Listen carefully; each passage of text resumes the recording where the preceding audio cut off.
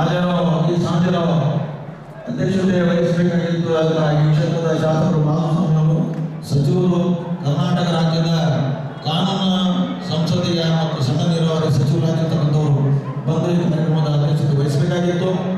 ಅವರನ್ನು ಕೇಳ್ಕೊಂಡಿದ್ವಿ. ಆದರೆ ಕಾರಣದಿಂದ ಬಂದಿಲ್ಲ. ಆ ಜಾಗದಲ್ಲಿ ಇವತ್ತು ನಮ್ಮ ಸಮಿತಿ ಅಧ್ಯಕ್ಷ ಆಗಿರ್ತಕ್ಕಂಥ ರಾಮನಾಯ್ಕ ಅವರು ಇರ್ತಾರೆ.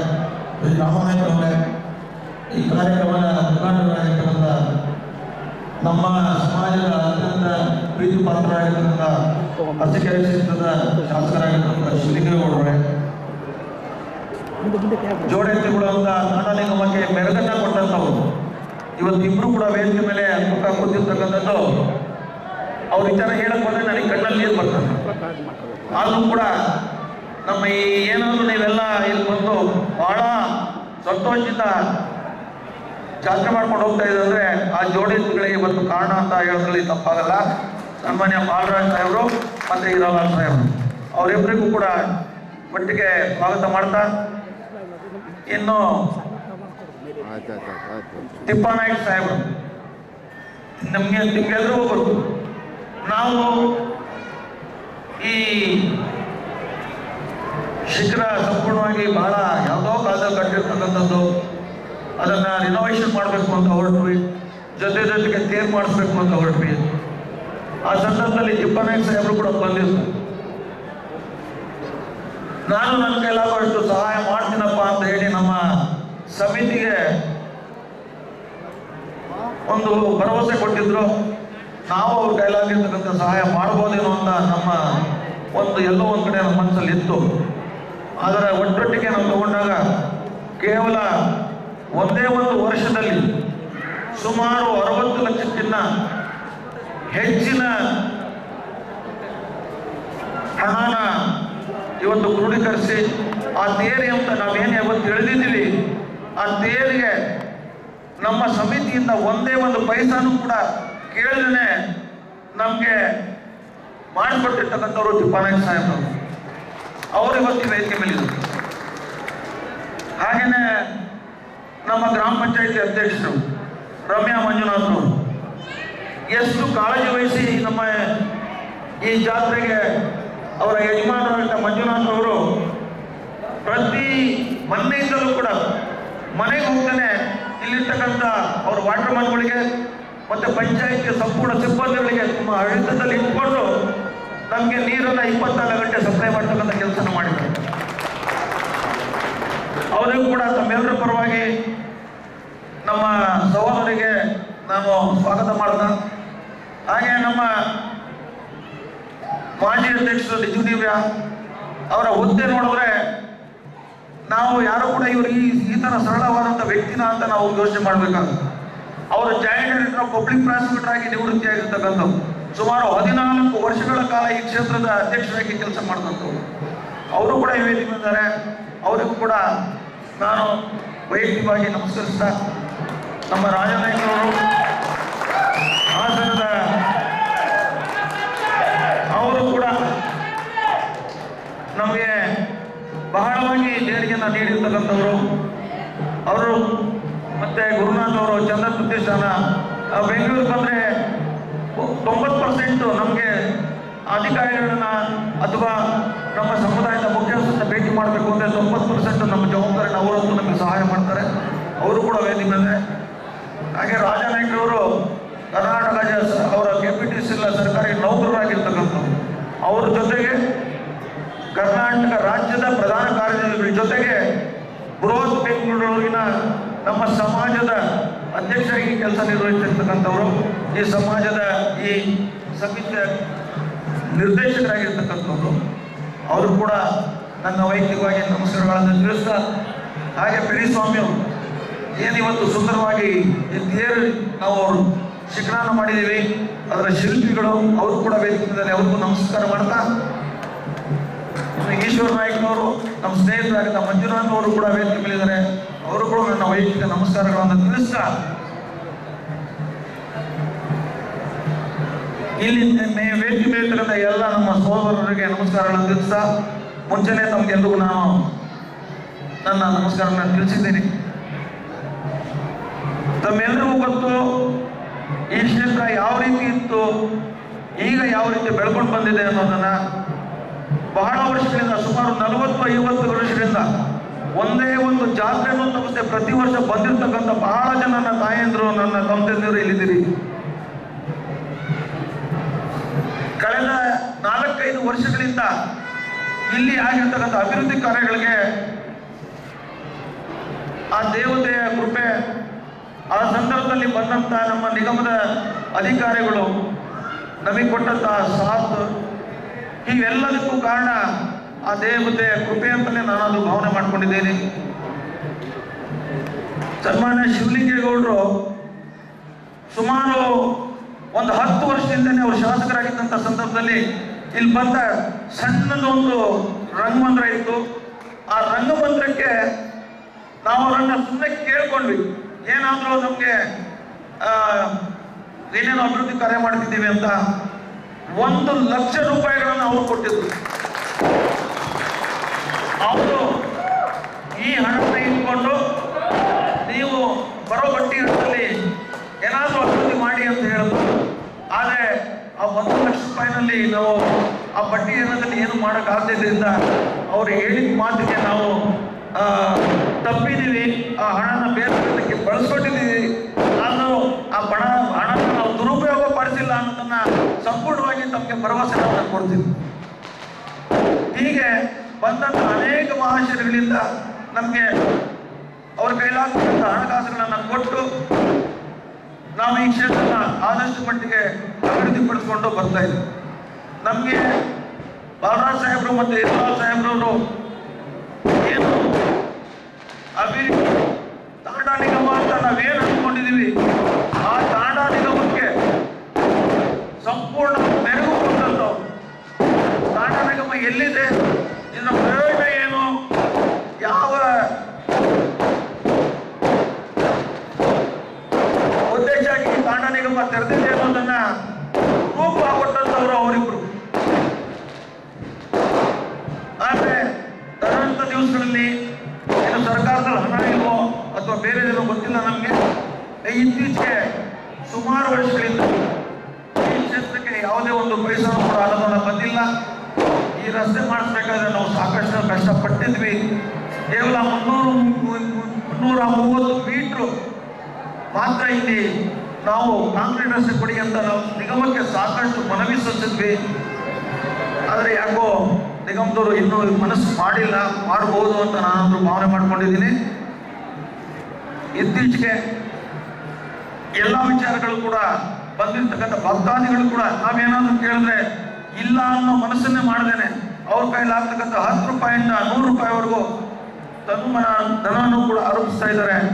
ಸುಮಾರು ಇದನ್ನೆಲ್ಲ ಲೋಕಾರ್ಪಣೆ ಮಾಡಬೇಕು ಅನ್ನೋ ಸಂದರ್ಭದಲ್ಲಿ ನಮ್ಮ ಹತ್ರ ಹಣ ಇರಲಿಲ್ಲ. ಸಮಿತಿಯವರು ಕೂತ್ಕೊಂಡು ದೇವರನ್ನ ನಾವು ಪ್ರತಿ ಹಳ್ಳಿಗೂ ಕಳಿಸೋಣ, ಆ ದೇವರ ಪಟ್ಟಣಕ್ಕೆ ಕಳಿಸೋಣ ಅಂತೇಳಿ ತೀರ್ಮಾನ ಮಾಡಿದಾಗ ವಾಹನಗಳು ಯಾವ ಥರ ಮಾಡ್ಕೋಬೇಕು, ಹೋಗ್ಬೇಕಾದ್ರೆ 4-5 ಜನ ಹೋಗ್ತಾರೆ. ಈ ಕೆಟ್ಟ ಕಾಯಿಲೆ ಮೇಲೆ ಬಂದಿದೆ, ಮಳೆಗಾಲ ಸರಿ ಇಲ್ಲ, ಜನ ಹಣ ಕೊಡ್ತಾರೋ ಇಲ್ವೋ ಗೊತ್ತಿಲ್ಲ ಅಂತೇಳಿ ನಮ್ಮಲ್ಲೇ ಸಮಿತಿನಲ್ಲಿ ಬೇರೆ ಬೇರೆ ಭಿನ್ನಾಭಿಪ್ರಾಯಗಳಿಂದ ಇದ್ದಿದ್ದು. ಆದರೆ ವಿಧಿನೇ ಇರಲಿಲ್ಲ, ಹೋಗ್ಲೇಬೇಕು, ಇಲ್ಲಾಂದ್ರೆ ಕೆಲಸ ಮಾಡೋದಕ್ಕೆ ಅಲ್ಪ ಸ್ವಲ್ಪ ಇರ್ತಕ್ಕಂಥ ದೇವ್ರ ದುಡ್ಡನ್ನೆಲ್ಲ ಬಳಸ್ಕೊಂಡ್ಬಿಟ್ರೆ ಏನಾದರೂ ತುರ್ತಾಗಿ ನಮಗೆ ಏನು ಅವಶ್ಯಕತೆ ಇದೆ ಅದು ಬೇಕು ಅನ್ನೋ ಸಂದರ್ಭ ಬಂದರೆ ನಾವು ಅವಾಗ ಕಷ್ಟಪಡಬೇಕಾಗ್ತದೆ. ಏನಾದರೂ ಮಾಡಿ ನಾವು ದೇವರನ್ನ ಹಳ್ಳಿಗಳಿಗೆ ಕಳಿಸಿ ಆ ಮಡ್ಲಿಗೆ ತಪ್ಪುವಂಥ ಕೆಲಸ ಮಾಡಿಸ್ಕೊಂಡ್ಬಿಡೋಣ ಅಂತ ಹೇಳಿ ನಾವು ಹೊರಟಾಗ ಕೇವಲ ಹೋಗಿದ್ದು ಕೆಲವೇ ತಾಲೂಕುಗಳಲ್ಲಿ ಎಲ್ಲೂ ಕೂಡ ನಮಗೆ ನಿರಾಸೆಗೊಳಿಸಿದೆ. ತನ್ನ ಕೈಲಿ ಆಗ್ತಕ್ಕಂಥ 10 ರೂಪಾಯಿ 20 ರೂಪಾಯಿ ಹಿಡಿದು 10,000 ಹಣನ ನಮಗೆ ನಮ್ಮ ಬಂಧುಗಳು ಕೊಟ್ಟಿದ್ರು. ಒಟ್ಟು ನಾವು ಪುಸ್ತಕದ ರೂಪದಲ್ಲಿ ಕಲೆಕ್ಟ್ ಮಾಡಿದ್ದು 24 ಲಕ್ಷ ರೂಪಾಯಿ. ಆದರೆ 12 ಲಕ್ಷಕ್ಕೂ ಅಧಿಕ ಹಣನ ನಾವು ದೇವರನ್ನ ಕಳಿಸಿದಂಥ ಸಂದರ್ಭದಲ್ಲಿ ನಮಗೆ ನಮ್ಮ ಜನ ಕೊಟ್ಟಿದ್ದಾರೆ. ನಾವು ಹಣದಲ್ಲೇ ಈ ಎಲ್ಲ ಕೆಲಸಗಳನ್ನು ಮಾಡಿಕೊಂಡು ಆ ದೇವತೆಗೆ ದೇವೋತ್ಸವ ಮಾಡಿಸಿದ್ದೀವಿ. ಒಂದು ವಿಶೇಷವಾದಂಥ ಆ ದೇವತೆಗಳ ವಿಗ್ರಹಗಳನ್ನು ಮಾಡಿಸ್ಬೇಕು ಅಂತ ಹೇಳಿ ಕಳೆದ 8ನೇ ತಾರೀಕಿನೇ ಅದನ್ನು ಲೋಕಾರ್ಪಣೆಗೆ ತರಬೇಕು, ದೃಷ್ಟಿ ಪೂಜೆ ಮಾಡಿಸ್ಬೇಕು ಅಂತ ಎಲ್ಲ ಮಾತಾಡಿದ್ವಿ. ಆದರೆ ನಮ್ಮ ಶಿಲ್ಪಿಗಳಾಗಿರ್ತಕ್ಕಂಥ ಪೆರಿಸ್ವಾಮಿ ಅವರು ಶಾಸ್ತ್ರೋಕ್ತವಾಗಿ ಪುಸ್ತಕಗಳನ್ನ ನೋಡಿ ಯಾವ ಥರ ಮಾಡಿದ್ರೆ ಮುಂದೆ ಶ್ರೇಯೋಪಿ ಆಗ್ತದೆ. ನಾವು ಮನುಷ್ಯ ಜನ್ಮ ಇವತ್ತಿರ್ತೀವಿ, ನಾಳೆ ಸಾಯ್ತೀವಿ, ಆದರೆ ಆ ದೇವತೆ ಇನ್ನೂ ಸಾವಿರಾರು ವರ್ಷಗಳ ಕಾಲ ನಮ್ಮ ಸಮಾಜಕ್ಕೆ ಆಶೀರ್ವಾದ ಮಾಡಬೇಕಂತ ಪರಿಸ್ಥಿತಿ ಇದ್ದು ನೀವು ದಿಢೀರಂತ ತೀರ್ಮಾನ ತಗೋಬೇಡಿ ಅಂತ ಸಂದರ್ಭದಲ್ಲಿ ನಾವು ತಗೊಂಬಂದು ಕೊಟ್ಟಂತ 10.5 kg ಬೆಳ್ಳಿ ಮಾಡಿಸುವಂತ ಆಚಾರನೇ ಬಿಟ್ಟು ಬಂದಿದ್ವಿ. ಮತ್ತೆ ಅದಕ್ಕೆ ಎಷ್ಟು kg ಬೆಳ್ಳಿ ಬೇಕು ಅಂತ ಹೇಳಿ ನಾವು ಅಂದಾಜು ಮಾಡಿದಾಗ ಸುಮಾರು 16ರಿಂದ 18 kg ಒಟ್ಟು ಬೆಳ್ಳಿ ಬೇಕು ಅಂದಾಗ ಈ ವರ್ಷ ನಮ್ಮ ಕೈಲಿ ಮಾಡೋಕ್ಕಾಗಲಿಲ್ಲ. ಒಂದು ವರ್ಷ ಆದರೂ ಅದು ಮಾಡುವಂಥ ಶಕ್ತಿ ನಮಗೆ ಕೊಡಲಿ ಅಂತ ಹೇಳಿ ಮಾಡಿದಾಗ ಸುಮಾರು 4.25 kg ಬೆಳ್ಳಿನ ದಾನದ ರೂಪದಲ್ಲಿ ಕೊಡೋದಕ್ಕೆ ಬಂದಿದ್ದಾರೆ. ಈಗಾಗಲೇ ಇಬ್ಬರು, ಒಬ್ಬ ಹರೀಶ್ ಅನ್ನೋ ಹುಡುಗ ಹರಿಹರ ತಾಲೂಕಿನವನು, ತನ್ನ ಮೊದಲನೇ ಸರ್ಕಾರಿ ನೌಕರಿ ಸಿಕ್ಕಿದೆ, ಮೊದಲನೇ ತಿಂಗಳು ಸಂಬಳ ಸಂಪೂರ್ಣವಾಗಿ ಕೊಡ್ತೀನಿ ಅಂತ ಹೇಳಿದ. ನಾನು ಆಫೀಸಲ್ಲಿ ಕೂತಿದ್ದೆ, ಬಂದಾಗ ನೋಡಪ್ಪ ಇವೆಲ್ಲ ಮಾಡ್ತಾ ಇದ್ದೀವಿ, ದುಡ್ಡು ಕೊಟ್ಟರೆ ನಾವು ಇದನ್ನು ಬಳಸ್ಕೊತೀವಿ ಅಂತ ಹೇಳಿದ್ವಿ. ಅವನು ಅಪ್ಪಣೆ ಕೇಳ್ಕೊಂಬರ್ತೀನಿ ಅಮ್ಮನಿಗೆ ಅಂತ ಅಂದಾಗ ಅಲ್ಲಿ ಅಮ್ಮ ಅಪ್ಪಣೆ ಕೊಡಲಿಲ್ಲ ಅಂತ ನನ್ನ ಹತ್ರ ಹೇಳಿದ. ಆಗ ನಾನು ನೀನು ಏನು ಅಂತ ಪ್ರಾರ್ಥನೆ ಮಾಡ್ಕೊಂಡಿದ್ದೆ ಅಂದಾಗ ನಾನು ಬೆಳ್ಳಿಯಲ್ಲಿ ಏನಾದರೂ ಮಾಡಿಸೋಣ ಅಂತ ಅಂದ್ಕೊಂಡಿದ್ದೀನಿ ಅಂತ ಅಂದ. ಆಗ ತಕ್ಷಣ ಹೇಳಿದೆ, ನಾವು ಈ ಥರದ್ದು ಕಾರ್ಯಕ್ರಮ ಇಟ್ಕೊಂಡಿದ್ದೀವಪ್ಪ, ನೀನು ಬೆಳ್ಳಿ ಕೊಡಿಸು ಸಾಕು ಅಂದ್ವಿ. ಆ ಬೆಳ್ಳಿಯ ಅವತ್ತಿನ ದರ ಅವನ ಸಂಬಳ 31,000 ಆಯಿತು. ನಾವು ಕೊಟ್ಟಂಥದ್ದು ಬೆಳ್ಳಿಗೆ 34,000 ರೂಪಾಯಿ. ಉಳಿದಂಥ ದುಡ್ಡನ್ನು ಅವನು ಹಾಕಿ ಅವನು 1/2 kg ಬೆಳ್ಳಿನ ನಮಗೆ ಕೊಡಿಸ್ತಾನೆ. ಇನ್ನೊಬ್ಬ ಮೋಹನ್ ಅಂತ ಅವನು ಕೆಪಿಟಿಸಲ್ಲಿ ಸಿವಿಲ್ ಇಂಜಿನಿಯರ್ ಕೆಲಸ ಮಾಡ್ತಾ ಇದ್ದಾರೆ, ದಾವಣಗೆರೆಯಲ್ಲಿದ್ದಾರೆ. ಅವರು ಸಂಪೂರ್ಣವಾಗಿ ನಮ್ಮ ದೇವತೆಗೆ ಕವಚ ಮಾಡಿಸ್ತೀನಿ ಅಂತ ಬಂದಿದ್ರು ಬೆಳ್ಳಿದು. ಅವಾಗ ಈಗ ಆಲ್ರೆಡಿ ಕವಚ ಇದೆ, ಏಕೆ 2 ಮಾಡಿಸೋದು ಅವಶ್ಯಕತೆ ಇಲ್ಲ ಅಂತ ಅಂದಾಗ ನೀವು ಏನಕ್ಕೆ ಹೇಳ್ತೀರೋ ಅದಕ್ಕೆ ನಾನು 2 kg ಬೆಳ್ಳಿಯನ್ನು ಕೊಡಿಸ್ತೀನಿ ಅಂತ ಹೇಳೋದು. ಸೊ ಆ ಮೋಹನ್ ಅವರು 2 kg ಬೆಳ್ಳಿನ ನಮಗೆ ಕೊಡಿಸೋದು. ಹೀಗೆ 2.5 kg ಅವರು ಈಗ ಆಲ್ರೆಡಿ ಬೆಳ್ಳಿ ನಮ್ಮ ಹತ್ರ ಬಂದು ಇದೆ. ನಾವು ಕೂಡ ಸ್ವಲ್ಪ ಬೆಳ್ಳಿ ತಂದಿದ್ದೀವಿ. ಇನ್ನು ನಮಗೆ ಅವಶ್ಯಕತೆ ಇರ್ತಕ್ಕಂಥದ್ದು 4ರಿಂದ 5 kg ಬೆಳ್ಳಿ. ಈಗಾಗಲೇ ಬೆಳಿಗ್ಗೆ ನಮ್ಮ ಗದಗ ಜಿಲ್ಲೆಯವರು 18,000 ರೂಪಾಯಿನ ಇಲ್ಲೇನೆ ಕೊಟ್ಟು, ಮತ್ತೆ ಕೆಲವರು 1/2 kg ಕೊಡ್ತೀನಿ ಅಂತ ಹೇಳಿದ್ದಾರೆ. ಅದು ಕೂಡ ಮುಂದಿನ ವರ್ಷ ಆಗ್ತದೆ. ನಮಗೆ ಅತ್ಯಂತ ಮಹತ್ವವಾಗಿ ಇಲ್ಲಿ ಆಗ್ಬೇಕಾಗ್ತಕ್ಕಂಥ ಕೆಲಸ ಏನಂದ್ರೆ, ನಮಗೆ ತುರ್ತಾಗಿ 1 ಎಕರೆಯಷ್ಟು ಜಮೀನು ಬೇಕು. ಯಾಕೆಂದ್ರೆ ಇಲ್ಲೆಲ್ಲ ಕಾಂಕ್ರೀಟ್ ರಸ್ತೆ ಆಗಿರೋದ್ರಿಂದ ಸ್ವಲ್ಪ ಗಲೀಜಾದ್ರೂ ಕೂಡ ಎದ್ದು ಕಾಣಿಸ್ತದೆ. ಶನಿವಾರ ಭಾನುವಾರ ಬರ್ತಕ್ಕಂಥ ನಮ್ಮ ಭಕ್ತರು ಎಷ್ಟು ಗಲೀಜ್ ಮಾಡಿ ಹೋಗ್ತಾರೆ ಅಂತಂದ್ರೆ ನಾವು ಅವರಿಗೆ ಏನೂ ಹೇಳಕ್ಕಾಗಲ್ಲ. ಬರೋಂಥ ಸಂದರ್ಭದಲ್ಲಿ ಹೇಳ್ತಾರೆ ಏನಪ್ಪ ಇಷ್ಟು ಗಲೀಜ್ ಇದೆ ಅಂತಾರೆ, ಹೋಗೋದಂದ್ರೆ ಅದಕ್ಕೆ 4ರಷ್ಟು ಗಲೀಜ್ ಮಾಡಿ ಹೋಗ್ತಾರೆ. ಯಾರೂ ಕೂಡ ಅದನ್ನ ಸ್ವಚ್ಛಗೊಳಿಸ್ಬೇಕು ಅಂತ ಹೇಳೋದಿಲ್ಲ. ನಾವು ಅದನ್ನು ಸ್ವಚ್ಛಗೊಳಿಸೋಕ್ಕೋಸ್ಕರನೇ ವಾರದಲ್ಲಿ 1,200 ರೂಪಾಯಿ ಅದಕ್ಕೆ ವೇಸ್ಟ್ ಮಾಡ್ತಾ ಇದ್ವಿ. ನಾವು ಅದರದ್ದು ಏನು ತೀರ್ಥರಾಜ ಸ್ವಾಮಿ ಸೇವೆ ಮಾಡುವಂಥ ಸಂದರ್ಭ ಬಂದಾಗ ನಾವು ಅದನ್ನ ಈ ಕಾಂಪೌಂಡ್ ಬಿಟ್ಟು ಆಚೆ ಮಾಡಿಸ್ಬೇಕಾಗುತ್ತೆ. ಅಲ್ಲಿ ಆಚೆ ಮಾಡಿಸ್ಬೇಕು ಅಂದರೆ ನಮಗೆ ಈ ಕಾಂಪೌಂಡ್ ಬಿಟ್ಟರೆ ಬೇರೆ ಒಂದು ಹೆಜ್ಜೆ ಇಡೋಕ್ಕೂ ನಮಗೆ ಜಾಗ ಇಲ್ಲದೆ ಇರೋದ್ರಿಂದ ಮುಂದೆ ನಾವು ಏನಾದರೂ ಮಾಡಿ 1 ಎಕರೆ ಜಮೀನು ಬರೋಂಗೆ ನಮ್ಮ ಅಂದಾಜ ನಾಳೆ ಇವಾಗ ಕಾಯ್ಕೆ ಇರುತ್ತೆ. 1 ಗುಂಟೆ 3 लाख रुपये के रेस तब तक टाउन बगले में बेंगलुरु दावणगे शिवमोग्ग टाउन बगले में 3-4 किलोमीटर 3 लाख रुपये गुंटे छे नहीं. आधे आड़ीन तम मारे को देख ले, तम भारी मोट साहूकार करने के लिए 1 गुंटे जमीन 3 लाख रुपये करने के रहे सर. हम अगर 1 एकड़ ले 70 लाख रुपये हम अगर पैसा छे नहीं. अब कर रहे जो काम है तब 10-20 है पूरी ग्रस्तानी काम कर रहे सर. अजी 80 ಲಕ್ಷ ಕಡೋದು ತಮೇನೇ ಇರ್ತದೆ. ಆಮೇಲೆ ವೈಯಕ್ತಿಕವಾಗಿ ಬರಸ್ ಸೇರಿ ವಾದೆ ಕೊಡೋದು पैसा पूछो को नहीं क्या खाना हमें नहीं मनस छेली वो याडी साहब ने करा मनस कराचा ओटपट अपने माचस में नौकरीदारों लाट बाजा रेलवे गाड़ी मने रास्ते से सरकारी मुंड गाले बंद तमाका सब पैसा समाज तो वो पैसा दी जाओ तमाम भाई पड़ना एक आदमी तो जागा कराचा आज ने रेलवे जाएगा व्यवस्था कराना करेंगे अपने सरकारी लोगों का सबको भाई पड़ाना वो एक टाइम में परफॉर्म करवा कैसे तो कूली करने वाले ना 1 एकड़ जमीन को 10 एकड़ जमीन हो तो रैत कन्ना साल एक रैत भारी लक्षांतर रुपये साल उनसे रैत ऑफिसर ಈ ನಮ್ಮ ಕ್ಷೇತ್ರ जे कारण आपण ಮಾಡಿ अपने सरकारी नौकरू फोटो पुरस्कार तब दलगो ऑफिसर हम कहीं ग्रुप में करने तब देख में जा रहे जो तब दलगो ऑफिसर पैसा हम लेना तो बचा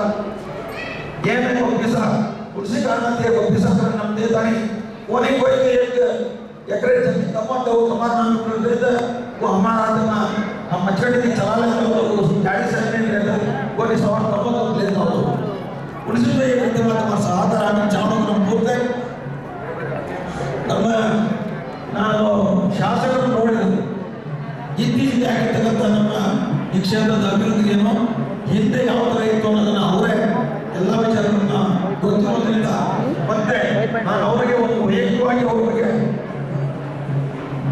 ನಾನು ಅವರಿಗೆ ಅವ್ರ ಬಗ್ಗೆ ವೈಯಕ್ತಿಕವಾಗಿ ನಾನು ಹೇಳ್ಬೇಕು ನಾವೆಲ್ಲ ಅರ್ಚಕರು ಬಹಳ ಜನ ಇಲ್ಲಿದ್ದೀವಿ ನಾನು ಒಬ್ಬ 3 ಸಾರಿ ಜಿಲ್ಲಾ ಪಂಚಾಯತ್ ಮೆಂಬರ್ ಒಂದ್ಸರಿ ಅಧ್ಯಕ್ಷ ಆಗಿದ್ದು ನಾನು ಅನೇಕ ಜನ ಶಾಸಕರನ್ನು ನೋಡಿದ್ದೀನಿ ಆದರೆ ಹುಡುಗಿ ಕೆಲಸ ತಗೊಂಬಂದು ಕೆಲಸ ಕೊಡ್ತಕ್ಕಂಥ ಶಾಸಕರನ್ನ ಇದುವರೆಗೂ ಯಾರನ್ನೂ ನೋಡಿಲ್ಲ ಅವರನ್ನ ಹೊಗಳಬೇಕು ಅಂತಲ್ಲ ಅವರೇ ಒಂದು ಪಕ್ಷ ನಾನೊಂದು ಪಕ್ಷ ಆದರೆ ಅವರ ವೈಯಕ್ತಿಕ ಕೆಲಸಗಳನ್ನ ನಾನು ಪ್ರತಿ ಸಂದರ್ಭದಲ್ಲೂ ವರ್ಷಕ್ಕೆ ವಿಚಾರಗಳನ್ನು ಬಂದಾಗ ಮತ್ತೆ ಶಿಕ್ಷಕರು ಮಾತಾಡ್ತಕ್ಕಂಥ ಸ್ಟೈಲು ರೀತಿ ಎಷ್ಟು ಮನಸ್ಸಿಗೆ ಅವ್ರ ಮತದಾರ ಯಾವ ಮತ ಹಾಕಿದ್ದಾನೆ ಅವ್ರ ಮನಸ್ಸಿಗೆ ಎಷ್ಟು ಮಟ್ಟಿಗೆ ನಮ್ಮ ಶಾಸಕರನ್ನ ಗೆಲ್ಲಿಸಿದ್ದಕ್ಕೆ ಸಾಕನ್ನು ಮಟ್ಟಕ್ಕೆ ಎಷ್ಟು ಚೆನ್ನಾಗಿ ಅವರು ಶಿಕ್ಷಕರು ಮಾತಾಡ್ತಾರೆ ಅಂದರೆ ಸ್ವಲ್ಪ ರಾಜಕಾರಣ ಗೊತ್ತಿರೋ ಮಾತಾಡೋದು ವಿಚಾರ ಬಂದಿದೆ ಅಂತ ಒಬ್ಬ ಶಾಸಕರನ್ನ ಅರಸೀಕೆರೆ ತಾಲೂಕು ಹೊಡೆದಿರ್ತಕ್ಕಂಥದ್ದು ನಿಜವಾಗ್ಲೂ ಕೂಡ ಇನ್ನೂ ಅವರು ಕೊನೆಯವರೆಗೂ ಸಚಿವರಾಗಬೇಕು ಅನ್ನೋದೇ ಆಸೆ ಬಂದಿದೆ ಕೇವಲ ನಾನು ಮತ್ತೆ ನಮ್ಮ ಸ್ನೇಹಿತರೆಲ್ಲ ಬೆಂಗಳೂರಿಗೆ ಹೋಗಿದ್ವಿ ಸೆಷನ್ ನಡೀತಾ ಇತ್ತು ಅವರನ್ನು ಭೇಟಿ ಮಾಡೋಣ ಆದರೆ ಆ ಸೆಷನ್ನಲ್ಲಿ ಹೊರಗಡೆ ಹೋಗೋದು ನಮ್ಮನ್ನು ಬಿಡಲಿಲ್ಲ ನಾವು ಚೆನ್ನಾಗಿರಲ್ಲ ಅಂತೇಳಿ ಅರಸೀಕೆರೆಗೆ ಹೋಗ್ಬಿಟ್ಟು ಬರೋಣ ಅಂತಂದ್ವಿ ನನಗೂ ಕೂಡ ಇಲ್ಲಿ ಒತ್ತಡಗಳಿಂದ ಅವರನ್ನು ಭೇಟಿ ಮಾಡೋದಾಗಿಲ್ಲ ಅವ್ರ ಮನೆಗೆ ಹೋಗಿ ಕೊಟ್ಟು ಈ ಥರ ಹೋಗಿದ್ವಿ ಕೊಡೋಕ್ಕಾಗಲಿಲ್ಲ ಬಂದರೆ ಹೇಳಿ ಅಂತ ನಾನು ಅದ್ರ ಕೇಳ್ಕೊಂಡು ಬಂದಿದ್ದೀನಿ ಅವ್ರನ್ನ ದಯಮಾಡಿ ಅವ್ರನ್ನ ಅಪಾರ್ಥ ಮಾಡ್ಕೋಬಾರ್ದು ಮತ್ತು ಬಾಲರಾಜ್ ಸಾಹೇಬರು ಅಷ್ಟೇ ನಾನು ಅವರಿಗೆ ಬನ್ನಿ ಅನ್ನೋದು ಕರೆದಿಲ್ಲ ನಮ್ಮ ಗುರುನಾಥ್ ಅವರೇ ಎಲ್ಲ ಮಾಡಿರ್ತಕ್ಕಂಥದ್ದು ಅವರು ತಮ್ಮ ತಿಳ್ಕೊಬಾರ್ದು ರಘುನಾಥ್ ಅವರು ಫೋನ್ ಮಾಡಿದ್ರು ಅಂತ ಬೇರೆ ಹೇಳಿದ್ದಾರೆ ನನಗೆ ನಾನು ಹೇಳಬೇಕು ಈ ಹುಣ್ಣಿಮೆ ಈ ದೇವತೆಗಳ ಇಬ್ಬರು ಸುತ್ತು ಅಂತ ನಾವು ಭಾವನೆ ಮಾಡ್ಕೊಂಡಿದ್ದೀವಿ ಆದರೆ ಯಾವತ್ತೂ ನಾವು ಕರೆಯಲ್ಲಿ ನೀವೇ ನಮ್ಮನ್ನು ನಾವು ನಮ್ಮ ಇಡೀ ಸಮಿತಿಯವರಾಗಲಿ ನಮ್ಮ ಸಮಾಜ ಆಗಲಿ ನೀವಿಬ್ಬರನ್ನ ಯಾವತ್ತೂ ನಾವು ಮರೆಯೋದಿಲ್ಲ ಅನ್ನೋದನ್ನು ಇವತ್ತು ಹೇಳ್ತಾ ಇದ್ದೀನಿ ನಾವು ಜೀವಂತವಾಗಿರೋದನ್ನು ಇದು ಹೇಳ್ತಾನೆ ಹೋಗ್ತೀವಿ ನಿಜವಾಗ್ಲೂ ನಮಗೆ ಬಹಳ ಸಂತೋಷ ಆಗ್ತದೆ ಇವತ್ತಿನ ಈ ವೇದಿಕೆ ಮೇಲೆ ಗಣ್ಯರು ಮಹಾಶಯ ಜಾಸ್ತಿ ಬರದೇ ಇದ್ರು ಇಲ್ಲಿ ನಡೀತಕ್ಕಂಥ ಈ ವೇದಿಕೆ ನನಗೆ ಬಹಳ ಬಹಳ ಸಂತೋಷ ಪಡ್ತಾ ಇದೆ ಅಂತ ಈ ಸಂದರ್ಭದಲ್ಲಿ ನಾನು ತೀರ್ಮಾನ ಮಾಡ್ತಾ ಇನ್ನು ತಿಪ್ಪಾರಾಯ ಸಾಹೇಬರು ನಾವು ಹೇಳಂಗೇ ಇಲ್ಲ ಕಡಲ್ ಮನುಷ್ಯ ಅಂದರೆ ಸರಿ ಇಲ್ಲ ಅಂತ ನಮ್ಮನ್ನು ಯಾರನ್ನೂ ಕೈಗೊಳ್ಳೋದು ಬಂಗಾರಪ್ಪನವರ ಅತ್ಯಂತ ಪರಮ ಆತ್ಮೀಯರು ನಾವೊಂದು ಬೈ ಎಲೆಕ್ಷನ್ ಇತ್ತು ಬಂಗಾರಪ್ಪನವರ ವಿಚಾರ ಇತ್ತು ಇಲ್ಲಿ ಅವಾಗ ತಿಪ್ಪಾರಾಯ ಸಾಹೇಬರು ಬಂದು ಇಲ್ಲೇನೂ ಜಾಗ ಇರಲಿಲ್ಲ ಈ ಕ್ಷೇತ್ರಕ್ಕೆ ಅವರು ಬಂದಿದ್ದು ಅದಾದ ನಂತರ ಪ್ರತಿಯೊಬ್ಬ ಅವರ ನಾವು ನಮ್ಮಲ್ಲಿ ಕೆಲವು ಹಳ್ಳಿಗಳು ಹೇಳ್ತೀವಿ अपना समाचार ये भी सब लोग हमारे वोकल को नहीं कहते तिप्पानायक साहेबರು घरे मावली तोड़ता भवन ಆದರೆ आज परमनेंट ಆಗಿ आपल्या गाडी ही सो असं आपल्या ಸದನ ಈ ಕ್ಷೇತ್ರ ಅಭಿವೃದ್ಧಿ ಆಲೋಚನೆ गेले ಇನ್ನು ನಮ್ಮ ಗ್ರಾಮ ಪಂಚಾಯತಿ ಅಧ್ಯಕ್ಷರು ಈಗಾಗಲೇ ಹೇಳಿದ್ರು ಬಹಳ ಜನ ಅಧ್ಯಕ್ಷರಾಗಿ ಹೋಗಿದ್ದಾರೆ ಆದರೆ ಈ ಮಟ್ಟಕ್ಕೆ ವೈಯಕ್ತಿಕವಾಗಿ ನಮ್ಮದೇ ಕೆಲಸ ಅಂತ ಹೇಳಿ ಗ್ರಾಮ ಪಂಚಾಯತಿ ಅಧ್ಯಕ್ಷರು ಮತ್ತು ನಮ್ಮ ಸ್ನೇಹಿತರಿಂದ ಸದಸ್ಯರುಗಳಿದ್ದಾರೆ ದಯಮಾಡಿ ಭೇಟಿ ಬಂದು ಬರಬೇಕು ವಿಜಯಕುಮಾರ್ ಗ್ರಾಮ ಪಂಚಾಯತಿ ಉಪಾಧ್ಯಕ್ಷರಾಗಿರ್ತಕ್ಕಂಥವ್ರು ಅವರು ಕೂಡ ಬಂದಿದ್ದಾರೆ ಆದರೆ ಇವ್ರ ಜೋಡಿ ಹೇಗಿದೆ ಅಂದರೆ ಸಾಕಷ್ಟು ಪಂಚಾಯತಿನಲ್ಲಿ ಅಭಿವೃದ್ಧಿಗಳನ್ನು ಮಾಡಿಕೊಂಡು ಇವತ್ತು ಜಾತ್ರೆ ಇಡೀ ಕರ್ನಾಟಕ ರಾಜ್ಯದಿಂದ ಬಂಜಾರ ಬಂಧುಗಳು ಬರ್ತಾವ್ರೆ ಅವ್ರಿಗೆ ಯಾವುದೇ ರೀತಿಯಾದ ತೊಂದರೆ ಆಗಬಾರ್ದು ಅಂತ ಹೇಳಿ ಹಗಲು ರಾತ್ರಿ ನಿದ್ದೆ ಕಟ್ಕೊಂಡು ನಿಜವಾಗ್ಲೂ ಈ ವೇದಿಕೆ ಮೇಲೆ ಅವ್ರು ಬಂದಿರೋದು ನಮ್ಗೆ ಕೂಡ ಬಹಳ ಸಂತೋಷ ಆಗಿದೆ ಅಂತ ಸಂದರ್ಭ ನಾನು ನಮ್ಮ ಬಂಧುಗಳಲ್ಲಿ ಬಂದು ಮನವಿ ಮಾಡ್ಕೊಳ್ತೀನಿ. ಯಾರೋ ಹೇಳ್ತಾರೆ ಅಂತ ಯಾವ ಮಾತನ್ನು ಕೇಳಕ್ಕೆ ಹೋಗ್ಬೇಕು. ನಿಮಗೆ ಯಾವುದೇ ಸಂದರ್ಭದಲ್ಲಿ ನಾನು ಯಾವತ್ತೂ ಫೋನನ್ನು ಸ್ವಿಚ್ ಆಫ್ ಮಾಡೋದು. ನನಗೆ ಒಂದು ಪ್ರಾಬ್ಲಮ್ ಏನಿದೆ ಅಂದರೆ ನಮ್ಮೂರಲ್ಲಿ ಟವರ್ ಸಿಗಲ್ಲ. ಏನೇ ವಿಚಾರ ಈ ಪುಣ್ಯಕ್ಷೇತ್ರದ ಬಗ್ಗೆ ಏನೇ ವಿಚಾರ ಯಾವ ಸಂದರ್ಭದಲ್ಲಿ ನೀವು ಕೇಳಿದ್ರು ನಿಮಗೆ ನಾನು ಈ ವಿಚಾರಗಳನ್ನು ತಿಳಿಸೋದಕ್ಕೆ ನಾನು ಯಾವಾಗಲೂ ಇರ್ತೀನಿ ಅಂತ ಹೇಳಿ ಸಂದರ್ಭದಲ್ಲಿ ತಿಳಿಸ್ತಾ ನಾನು ಇಲ್ಲಿ ಅಭಿವೃದ್ಧಿ ಕೆಲಸಗಳಿಗೆ ನಾನು ಮುಂದಿನ ತಿಂಗಳ ಪೂಜೆಯಲ್ಲಿ ಬಂದಾಗ ನಮಗೆ ಎಷ್ಟು ಒಟ್ಟು ಪೀಸ ಕತ್ರಾಪಣೆ ಒಳಗೆ ಪೀಸ ಕಲೆಕ್ಟ್ ಐತಿ ಕುಣಿಸ್ಕುಡ್ಸ ಕತ್ರಾಕದ ಬಳಿಕ ಮಲ್ಲಿಂಚ ಅಪ್ಪಗ ಹೋಗಿ ಹುಡುಗ ಮಲ್ಲಿ ಕಾಯ್ಕದ ಬಗ್ಗೆ ವಿಚಾರ ತನ್ನ ಸಂಪೂರ್ಣವಾಗಿ ತಿಳಿಸೋದು ನನಗೆ ಕೇಳಿ ನನ್ನ ಈ ಪ್ರಾಥಮಿಕ ಮಾತನ್ನು ಮುಗಿಸ್ತೀನಿ.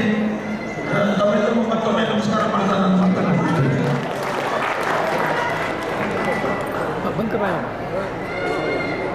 ಈಗ